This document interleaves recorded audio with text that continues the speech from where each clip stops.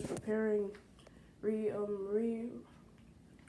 restoring some of the old fans I have, the random motors I have, all the IndusCom motors and the unknown motors, all of those. This is an IndusCom motor. I already painted it. Download those. Really bad. For some reason,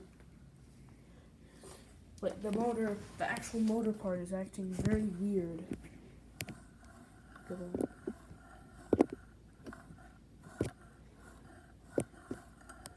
It's a really odd noise. I know that's probably bearing noise, but I can guarantee it's not. This has nearly new bearings. I think the bearings are only 3 years old. See that? Very bad spin now. So, I did pry apart the motor, but every time I put it back together, it would just keep on scraping. I couldn't figure out why.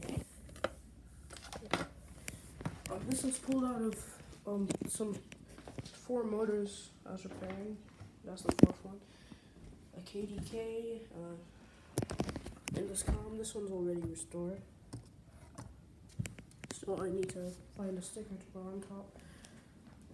2015 belly, which I didn't restore, I just cleaned it. Blades for the KDK, blades for that restored IndusCom.